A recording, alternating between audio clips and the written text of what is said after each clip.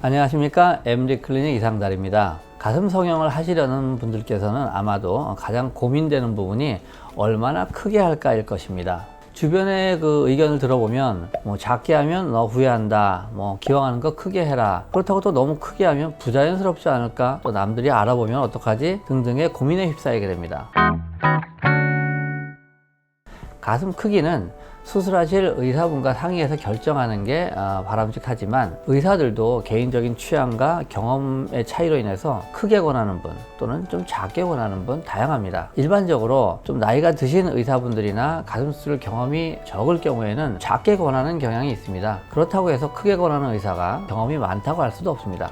가슴 성형이 부자연스럽게 될 경우, 큰 게 아닌데 보형물이 좀 두드러져서 크게 보일 수도 있고요, 보형물 위치가 좀 위로 올라간 윗블록 현상에서여도 크게 느껴지기도 합니다. 따라서 제대로 수술해야지 풍만하면서도 자연스러운 가슴이 될 수 있는 것입니다. 또한 중요한 것은 대칭입니다. 좌우 대칭. 대부분의 여성들은 평소 자신이 느끼지 못하는 정도의 골격 비대칭을 갖고 있습니다. 이를 사전에 파악하지 않고 수술하게 되면 수술 후에 아주 심한 비대칭을 겪게 돼서 재수술의 원인이 되기도 합니다. 골격이 돌출되어 있는 그 정도의 차이, 그리고 또 척추 측만 정도, 이 정도를 미리 체크해서 양쪽 보형물의 모양과 크기 차이를 결정해야 됩니다. 각 보형물은 지름과 높이에 따라서 몇 가지 형태가 있습니다. 예전 물방울 같은 경우에는 더 많은 종류가 있었죠. 가로, 세로, 높이에 따라서.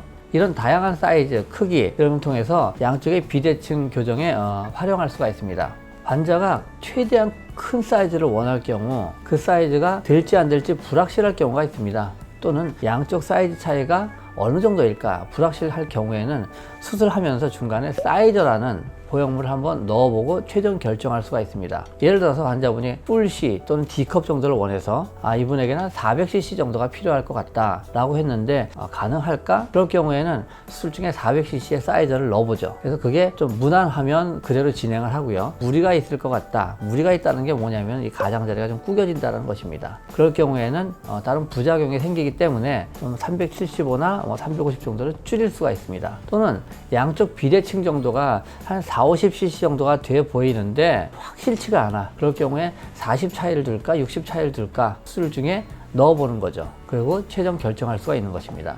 최대 사이즈는 수술 전에 골격의 폭뿐만 아니라 가슴 조직의 탄력도를 계산해서 결정하게 되는데, 실제로는 수술 중에 예상보다 안쪽 조직이 좀 부드러울 수도 있고요, 좀 뻣뻣할 수도 있어. 그래서 어느 정도 보형물의 크기 종류를 1순위, 2순위 정도를 환자하고 상의를 해서 정해놓고 수술에 임하는 것이 좋습니다. 가슴은 클수록 아름다운 것도 아니지만 작을수록 자연스러운 것도 아닙니다. 그 몸에 맞는 적절한 사이즈가 필요한 거죠. 그런데 아름다움이 되는 또 가슴의 크기는 시대에 따라서 점차 늘어나고 있어서 한 10여 년 전쯤에는 풀 B컵 정도를 원했다면 요즘은 되게 C컵 정도를 원하는 것 같습니다. 가슴을 크게 하면서도 자연스러워야지 성공적인 가슴 성형이 되는 만큼, 단순히 크기 증대뿐만 아니라 자신의 체형을 잘 파악해서 전체적인 자신만의 기대치를 최대한 만족시킬 수 있는 그런 방법을 더 신경 쓰시는 게 바람직할 거라고 생각합니다. 감사합니다.